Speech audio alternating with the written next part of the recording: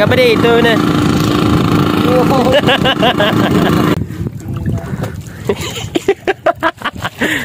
Nagsusuka na.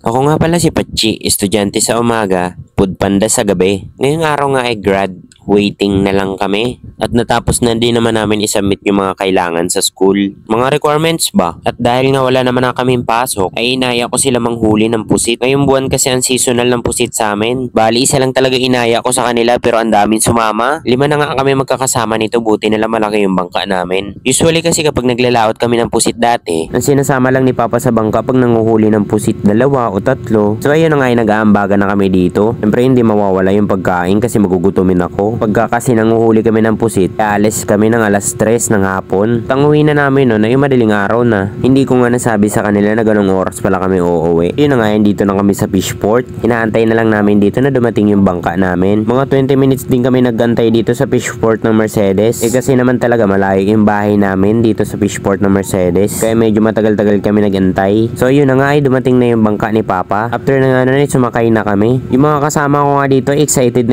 na talaga manghuli ng pusit. Syempre pagkasakay namin, ako muna ang piloto. Ako muna ang kapitan ng barko. Baka barko yan. Nasa kalagitnaan pa lang kami ng dagat. Medyo nararamdaman na namin yung hampas ng alon. Medyo malakas ba pero parang nag-i-enjoy sila. Sa mga oras na nga to ay nag-i-enjoy talaga kami. Tingnan mo naman kung anong ginagawa nila. Ginagaya nila si Jack the Titanic. Dito sa mga oras na to habang nagbabiyahe kami, hindi pa namin nararamdaman yung lula na sinasabi. Pero dito sa part na to ay medyo tahimik na yung mga itik na yan. Feeling ko talaga nakakaramdam na yan. So ayun na nga ay pagkadating namin sa spot area ay ginagawa na kami dito ni Papa ng panghuli ng pusit. Halos lahat kami ay ginawa niya. Habang ginagawa niya nga to ay dinedemo niya kung paano nga manghuli ng pusit. Sabi niya madali lang naman manghuli ng pusit, hila-hilahin mo lang yung lubid. Tapos kapag may naramdaman kang mabigat, iaangat mo na yung lubid at baka may huli ka ng pusit. Pagkatapos nga magdemo ni Papa dito na manghuli ng pusit, inaya ko na yung mga tropa kong maligo. Kung mapapansin nyo nga wala na kayo makikitang bundok, kaya malayo na talaga kami niyan. Ang biyahe namin may isang oras ba naman. Naya ko na nga sila dito maligo kasi nga daw nalulula na sila. Yung isa ko namang kasama ay bumabaliktad na daw yung sikmura niya. Ang ilang araw na din namin napagplanuhan dito na sumama kay Papa sa panghuhuli ng pusit. Pero napuspon yun kasi nabalitaan ni Papa na may low pressure. Kaya hindi kami natuloy. Baka nga siguro binibigyan na kami ng sign ni Papa God na wag na sumama. Tinan mo naman yung isa kong kasama.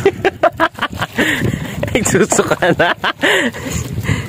Na nga, tinamaan na sila ng lula dyan. Mga tahimik na yan mga yan. Pati itong isa, tinamo naman. Nalulula na din. Dalawa pala, pati yung isa. Yun na nga, pag natahimik na mga itik, nakakaramdam na ng lula yan. Dito kasi sa laot, kapag hindi ka sanay, malulula ka talaga na para bang masusuka. So, namimiss mo na, no? Namimiss ko na yung asawa ko. Ikaw, pre, ano namimiss mo? Miss ko na lupa. Miss mo na lupa, ikaw. Pwede. Ha?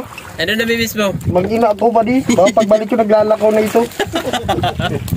So ayun na nga, hindi naman pakinabangan itong mga kasama ko. Tinamaan na nga ng lula to. Yung pakiramdam ng nalulula dito, parang ka nakatira ng 6 na gin. Kaya kapag nakaramdam ka nito ay magiging pasyente ka talaga. Pansin nyo ba, hindi na mga nanguhuli ng pusit yung mga yan. Hindi na talaga mapakinabangan. Yung isa namin kasama dito ay kinausap si Papa. Hindi niya na daw talaga kaya ka kung pwede umuwi na. Ano? Hindi mo na kaya? Hindi na, uwi na tayo. Hindi mo na kaya? Hindi na. Ito pala nga yung nahuhuli namin pusit. Huli pala nga yan ni Papa. Hirap pala talaga manghuli ng pusit kaya tinaman naman yung huli namin. 5 kami diyang mamimingwit pero 3 lang yung nahuli namin. So ayun na nga, hinatid na kami ni Papa pa uwi. Kasi halos lahat kami nasusuka na at hindi na talaga mapakinabangan sa laot. Ang iba kasi talaga yung pakiramdam kapag nasa laot ka. Aral na ako mabuti.